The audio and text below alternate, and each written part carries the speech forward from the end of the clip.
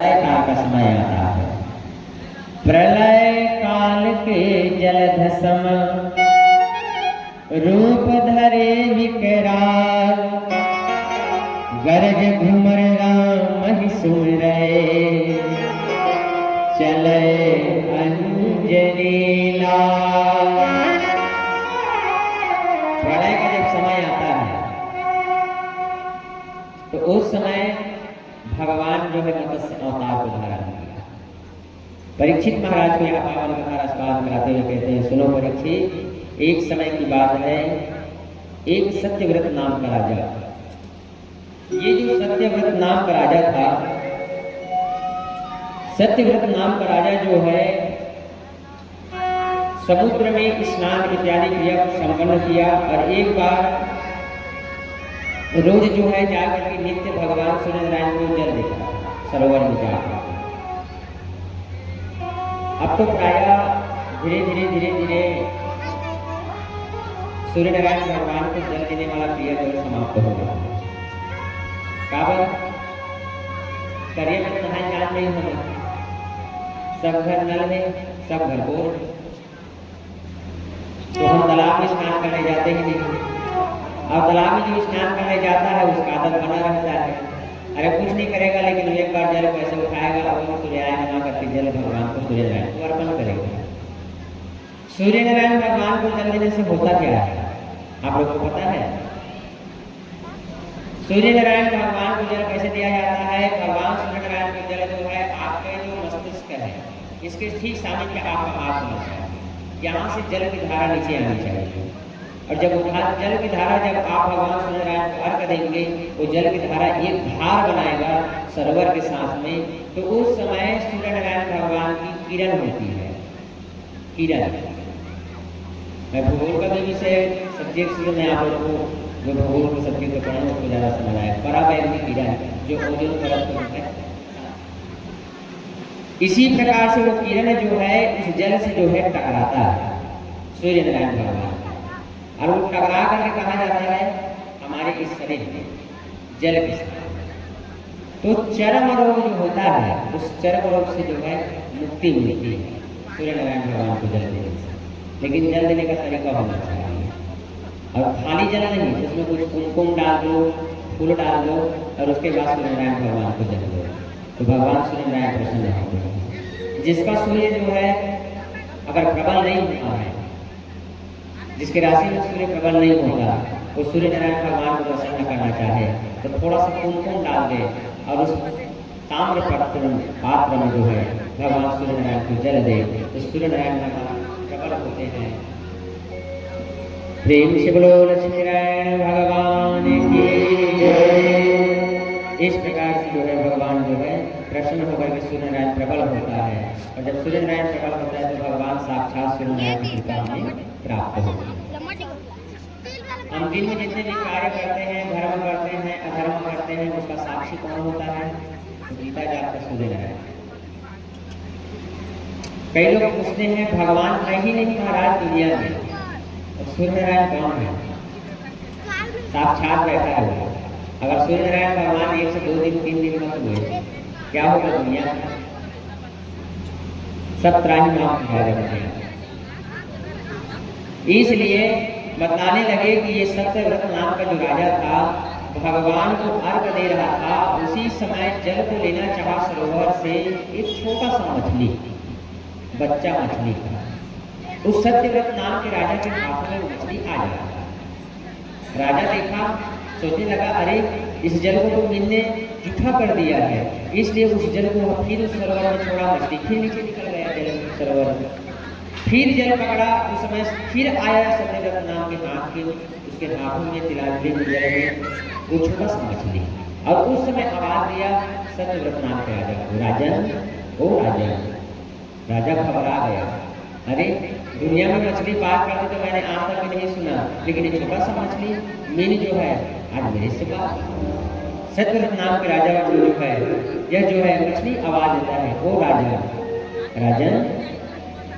राजा ने कहा हाँ अद्भुत मछली है, बात भी करता है। हाँ राजन, राजन इस सरोवर में मेरे से बड़े बड़े मछली इस सरोवर में भ्रमण कर रहे हैं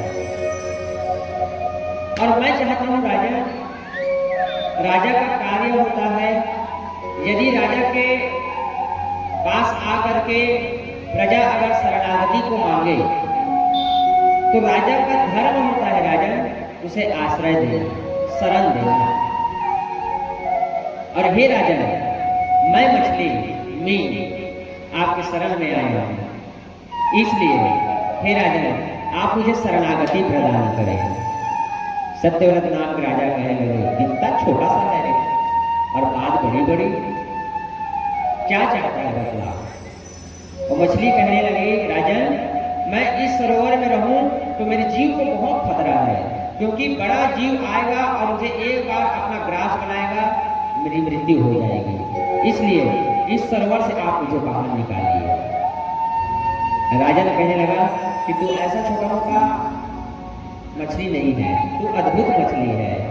और उसी समय सत्यव्रत नाम का राजा जो था उस मछली को लाया अपने भवन में, और भवन में लाया राजा। सत्यव्रत नाम का राजा जो है उस मछली को लाने के बाद में सत्यव्रत नाम का राजा जो है एक पात्र में लाकर उसे डाल दिया।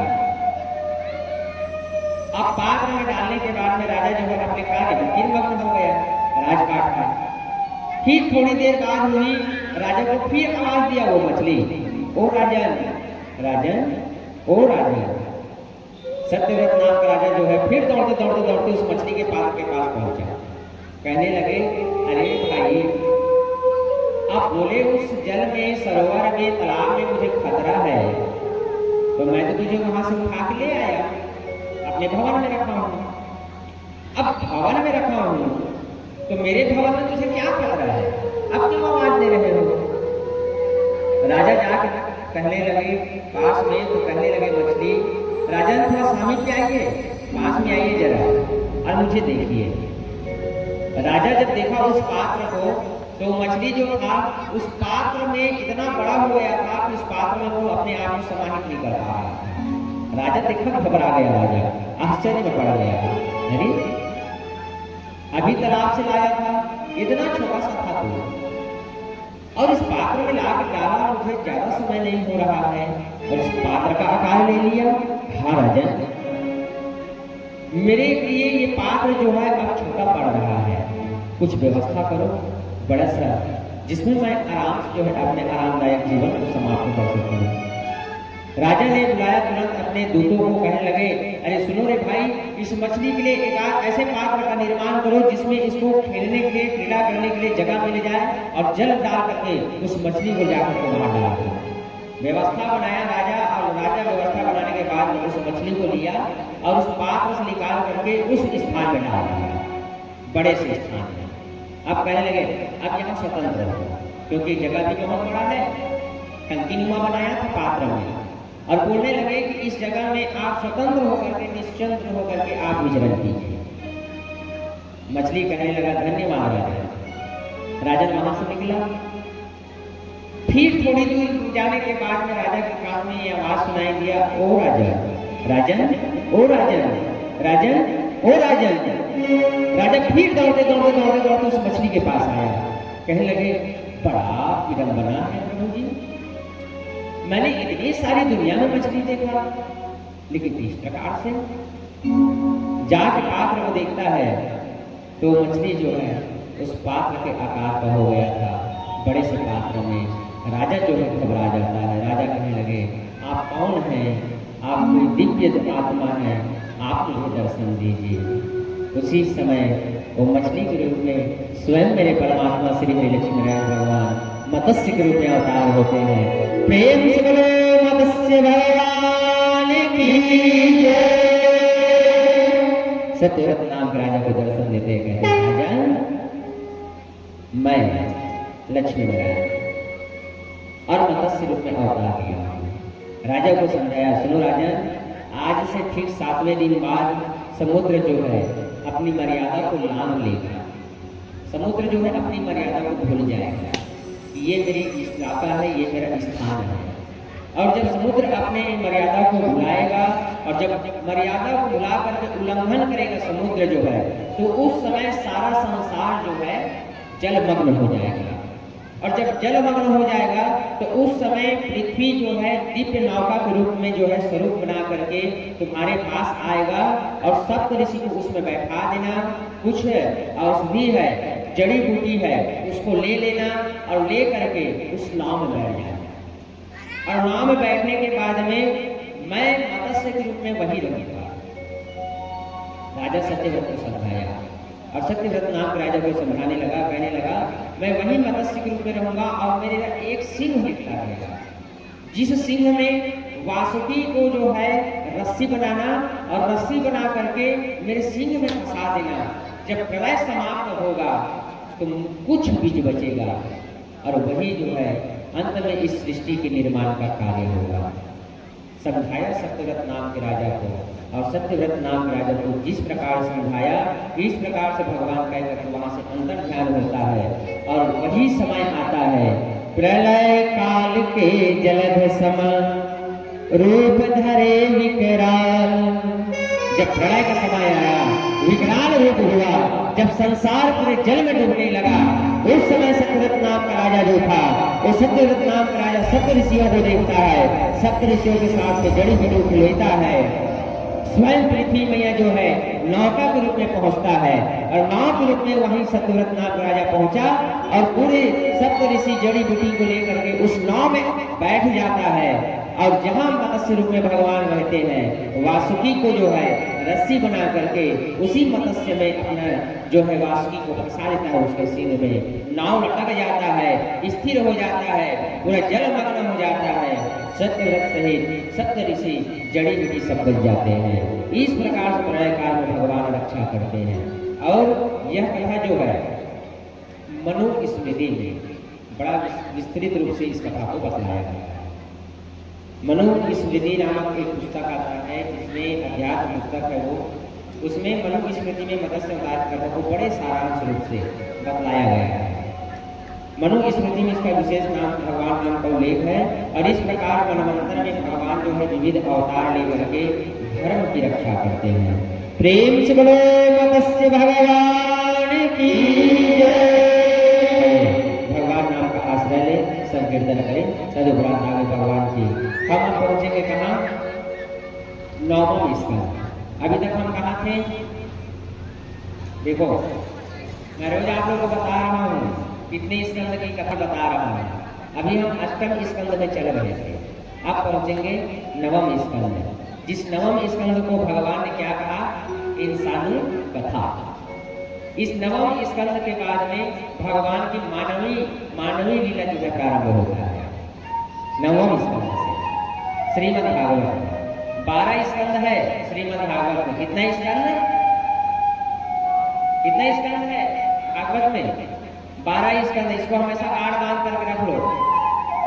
12 स्कंद का भागवत 335 अध्याय है। इसमें श्लोक कितना है? मैंने उस दिन बतलाया आप लोगों को। श्रीमद् भागवत में कितना श्लोक है? 18,000। भगवान श्रीमद् भागवत का शिव महापुराण जो कथा श्रवण करते हो आप लोग, गुरु जी प्रदीप मिश्रा जी, कितना है शिव महापुराण में श्लोकों की संख्या है? पहले 1 लाख था, जिसे बाद में समायोजित करके उसको 24,000 श्लोकों से संग्रहित शिव महापुराण की कथा होती है। उसमें स्कंद नहीं होता, उसमें संहिता होती है। 12 संहिता, जिस 12 संहिता में विभक्त करके 7 संहिताओं का बनाया शिव महापुराण। एक खंड में नहीं होता, 2 खंड का होता है। लेकिन आजकल से 5 दिन 3 दिन भी शिवरात्रि निकल जा रहे हैं। 7 दिवस में भी शिवरात्रि नहीं होता है हम लोग के द्वारा, नहीं हमारे द्वारा नहीं होता है। 7 दिन में भी भगवान की कथा कहीं उसको छोड़ना पड़ता है। ऐसे वो भूत भाव भगवान की कथा है। प्रेम से बोलो श्रीमद् भागवत महापुराण की जय जय श्री राम। भगवान नाम का संकीर्तन तदुपरांत 9वें स्कंद में प्रवेश करें। वृंदावन बिहारी लाल की जय। मुझ चरणों से लगा ले